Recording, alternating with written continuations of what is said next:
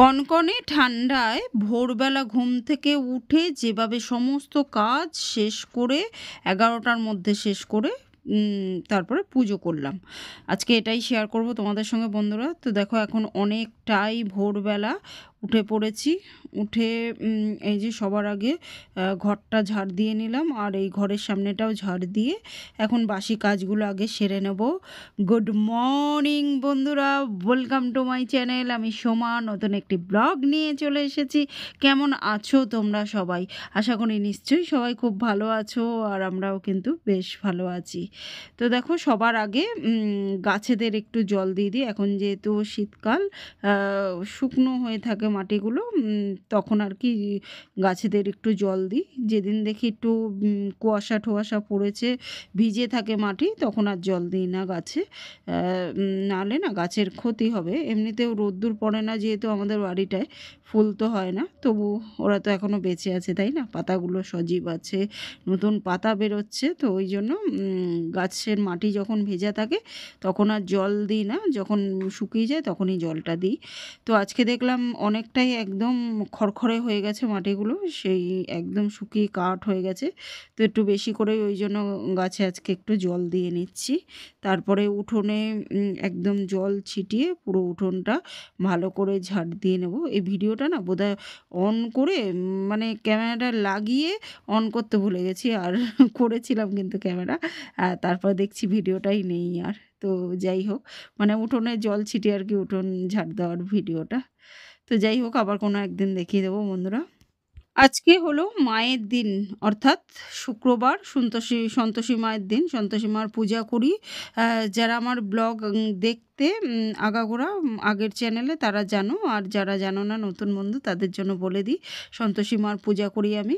তো দেখো আজকে হচ্ছে শুক্রবার, আর এখন যেহেতু মেয়ের পরীক্ষা চলছে তাই প্রত্যেক দিনের পরপর আর কি রেগুলার ওয়াইজ ব্লগগুলো দিতে পারছি না। যেটা দিলে আমার সুবিধা হবে সেরকমভাবেই আর কি দিচ্ছি।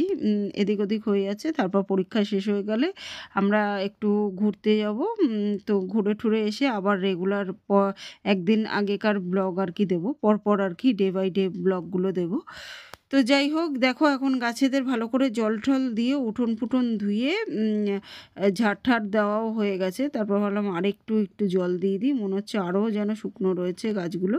তো পাতাগুলো দেখো একদম পুরো সতেজ, কিন্তু একদমই রোদ্দুর পড়ে না তো ভেতর দিকে বাড়িটা, আর একদমই যেন মিডিল পোর্শনে, ওই জন্য আর কি রোদ্দুরটা চারপাশের বাড়িগুলো আর কি সব উঁচু উঁচু হয়ে গেছে, আমাদের বাড়িটা ওই জন্য ভেতরে যেহেতু রোদ্দুর পড়ে না তো গাছগুলোতে ফুলও আর হয় না। প্রত্যেক শুক্রবারে না আমি নিরামিষ খাই যেহেতু, তাই একদম ভোরবেলা উঠে বাসি কাজ সেরে মানে ওই উঠোন টুটন পরিষ্কার করে এখন বাথরুম ধুয়ে জল টল তুলে গাছেদের জল দিলাম তো দেখলে। তারপরে এখন চলে এসেছি, দেখো সবার আগে গ্যাস, ঘরের দেয়ালটা, তারপরে গ্যাসটা যে রাখি এই জায়গাটা, পুরো ঘরটা আর কি সার্ফ টাপ দিয়ে ভালো করে মুছে পরিষ্কার করে বাসন টাসন মেজে তারপর রান্না স্টার্ট করি। কিন্তু আজকে না বড়মশাইয়ের তাড়া আছে, ওই জন্য বাসনটা মাজার আর সময় হবে না। এই কাজগুলো সেরে তারপরে একেবারে আজকে রান্না করে বাসন মাজবো। আর সন্ধ্যের পরে তো বাথরুমে ঢোকা যায় না, বাসনও মাজা যায় না, মশারা নাহলে খেয়ে নেবে। তো ওই জন্য আজকে কত বাসন যে বেরাবে সে আর বলার মতো না। আসলে কিছু করার নেই, যাদের বেসিন আছে রান্না করতে করতে বাসনটা টুক করে মেজে নেওয়া যায়, কিন্তু বেসিন নেই তো গিয়ে গিয়ে বাসন এমনিতে প্রত্যেক দিন রান্নার ফাঁকে ফাঁকে মাজি। কিন্তু আজকে না প্রচুর তাড়া আছে বরমশাইয়ের, তার মধ্যে এই এক্সট্রা কাজগুলো সকালে উঠে এই সার্ফ দিয়ে সব ধোয়া মোছা করতেও অনেকটা টাইম লেগে গেল। তো ওই জন্য আজকে আর বাসন মাজার সময় পাইনি, পরে ভাবলাম একেবারেই মাজবো। তো আজকে অনেকটা বাসন ওই জন্য একসঙ্গে বেরিয়ে যাবে। তো যাই হোক, কী আর করা যাবে, এক আধ দিন একটুখানি মেকআপ করাই যেতে পারে। তো এখন গ্যাসটা ভালো করে সার্ফ দিয়ে মুছে নিলাম, এবার জল পাল্টি দুবার তিনবার করে মুছে নেবো ভালো করে, তারপর ঘরটাও মুছে নেবো। আর চলো ততক্ষণ তোমরা কাজ দেখতে থাকো আমার, আর আমি একটুখানি কমেন্টগুলো পড়ে নিই। টিঙ্কু বড়ুয়া লিখেছ, সুন্দর হয়েছে দিদি ব্লগটা, দাদা খুব সুন্দর করে বাজার করে দেন আপনাকে, গুছিয়ে কাজ করেন বলে সব কাজ ঠিক টাইমে হয়ে যায়। থ্যাংক ইউ সো মাচ এত সুন্দর একটা কমেন্ট করার জন্য। এটা দুদিন আগেকার ভিডিওর কমেন্ট। ওই যে বললাম পরীক্ষা চলছে, প্রত্যেক দিনের কমেন্ট প্রত্যেক দিন পড়তে পারছি না, কিন্তু মনে থাকছে ভালো কমেন্ট একটা পড়লে, তো সেটাই আর কি মনে রেখেছিলাম, আজকে পড়ে দিলাম। আর একদম ঠিক বলেছ, বড়মাসের কথা আর বলো না, বাজারে গেলে মনে হয় যেন সব তুলে আনতে পারলেই তার ভালো হয়, দুহাত খুলে শুধু খরচা করতে পারলেই রাজা আর কি। কিন্তু এখন যেহেতু তার শরীরটা একটু খারাপ, অনেক কিছু তো বারণ তার, ওই জন্য এখন তো তাও একটু কমেছে, নাহলে আগে তো মানে বলার বাইরে বাজার করতো, যা পারতো তাই নিয়ে চলে আসতো। নেক্সট কমেন্ট করেছিল কালকের ব্লগে মুর্শিদা লাইফস্টাইল থেকে, লিখেছে, দিদিভাই তোমার মুখের হাসিটা খুব সুন্দর, দিদিভাই তোমার ভাগ্য অনেক অনেক বড় হোক, কত কি বাজার আনলো, চিকেনটা খুব সুন্দর করে মাখালে, দিদিভাই আমার চ্যানেলের নামটা নেবে। তো থ্যাংক ইউ সো মাচ এত সুন্দর একটা কমেন্ট করার জন্য। শুধু আমি না, আমি চাই যেন আমরা সবাই একদিন সাফল্যের চাবিকাঠিটা পেয়ে যাই। তো সবাই সবার জন্য প্রার্থনা করো যাতে সবাই একসঙ্গে সাফল্যের দিকে এগোতে পারি। তো থ্যাংক ইউ সো মাচ এত সুন্দর একটা কমেন্ট করার জন্য। আর তোমার চ্যানেলের নামটা নিয়ে নিলাম। চলো আরেকবার বলে দিই, মুর্শিদা লাইফস্টাইল ব্লগ। এটা দুদিনের আগের ভিডিও থেকে কমেন্ট করেছে রিতাস ডেইলি লাইফ থেকে, লিখেছে, দিদিভাই লাইক দিই তোমার পুরো ভিডিওটা দেখে নিলাম, তোমার অনেক বুদ্ধি দিদিভাই, তুমি অল্প সময়ে কি সুন্দর করে বুদ্ধি খাটিয়ে কাজ করো, তোমার কাছ থেকে অনেক কিছুই শিখতে পাই। আজকে যেমন বললে কাচের বয়মে লবণ রাখলে আয় উন্নতি হয়, এটা শিখে নিলাম। ভালো থেকো, সুস্থ থেকো। থ্যাংক ইউ সো মাচ এত সুন্দর একটা কমেন্ট করার জন্য। তোমার কমেন্টে রিপ্লাই দিচ্ছি, তার আগে আমার ভিডিওর একটু কথা বলে নিই। তো দেখো বাসি কাজ সমস্ত কিছু সারা হয়ে গেছে, আগে একটু টিফিনটা করে নিলাম। টিফিনটা করে নিয়ে আজকে যেহেতু মায়ের দিন, নিরামিষ খাই, হালকা পাতলা একটু রান্নাও করে নেব। এদিকে পটলের ঝোল হচ্ছে, এদিকে ভাত হয়ে গেছে, আর এই যে উচ্ছে কুমড়ো বটি করব, এই হবে সিম্পল মেনু। এখন অনেকটা টাইম হয়ে গেছে, রান্নাবান্না কমপ্লিট হয়ে গেছে, বরমশাই খাওয়া দাওয়া করে টিফিন নিয়ে অফিসের দিকে রওনাও দিয়ে দিয়েছে, আর আমার ঘরদোর পরিষ্কার করাও হয়ে গেছে। আর এখন সবার আগে কাচারটা ভিজিয়ে দিয়ে বাসনগুলো মেজে নেবো, তারপরে কেচে নেব। তো চলো তোমার কমেন্টের রিপ্লাইটা দেওয়া যাক। তো একদম কিন্তু এটা সত্যি সত্যি কথা যে অন্তত লবণটা প্রত্যেকটা মশলাই কাচের জিনিসে রাখলে ভালো থাকে, কিন্তু লবণটা যদি রাখো না তাহলে কিন্তু একেবারে সংসারে সদা মা লক্ষ্মী বিরাজ করবে। এটা ছোটোবেলা থেকে মাকে দেখছি করে আসছে, আর এটা একদম অক্ষরে অক্ষরে সত্যি কথা, করে দেখো তাহলেই বুঝতে পারবে। অন্তত লবণটা কাচের বয়মে রাখতে হয়, আর শেষ হওয়ার আগেই লবণ আর হলুদটা ভর্তি করে রাখবে, সব মশলাই শেষ হওয়ার আগে ভর্তি করে রাখতে হয়।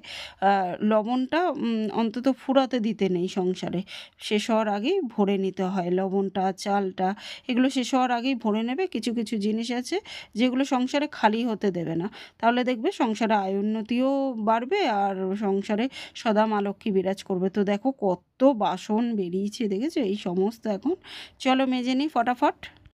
ইয়াসমিন অ্যান্ড জান্নাত কিচেন থেকে কমেন্ট করেছো, মাশাল্লাহ আপু, অনেক ভালো লাগলো আপনার ভিডিও, খুব সুন্দরভাবে গুছিয়ে কাজ করেন আপনি, খুব ভালো লাগে আপনার কথাগুলো।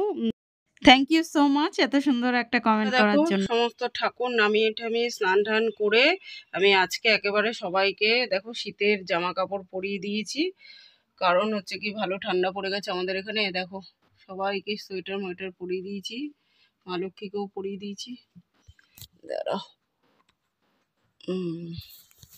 মা লক্ষ্মীকেও পরিয়ে দিয়েছি, দেখো সবাইকে পরিয়ে দিয়েছি চাদর সোয়েটার যা যা পরানোর। গণেশ ঠাকুরের ওখানে না হাত গেল না, গণেশ ঠাকুরের চাদরটা বরমশাই পরিয়ে দেবে কালকে, কারণ আমার এখানটা হাত যাচ্ছে না অত দূর, এটা অনেকটাই ডিস্টেন্সে আর কি, ওই জন্য সন্তোষী মাকেও পরিয়ে দিয়েছি। চলো এবার পুজো করি। এই যে গোপালকেও পরিয়ে দিয়েছি সোয়েটার, টুপি টুপি পরিয়ে দিয়েছি, একেবারে শিব ঠাকুরকেও পরিয়ে দিয়েছি, সবাইকে পরিয়ে দিই আমি।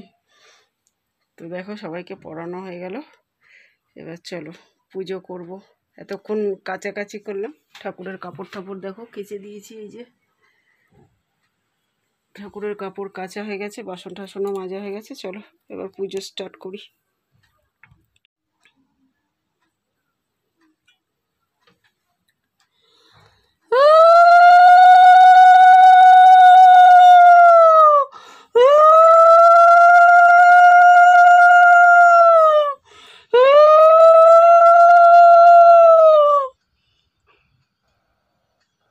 প্রত্যেক দিন যখন আমি সন্তোষী মার কাছে পূজা করি তখন মন থেকে প্রার্থনা করি আমার প্রত্যেকটা সাবস্ক্রাইবার বন্ধু যেন তার পরিবার পরিজন নিয়ে ভালো থাকে।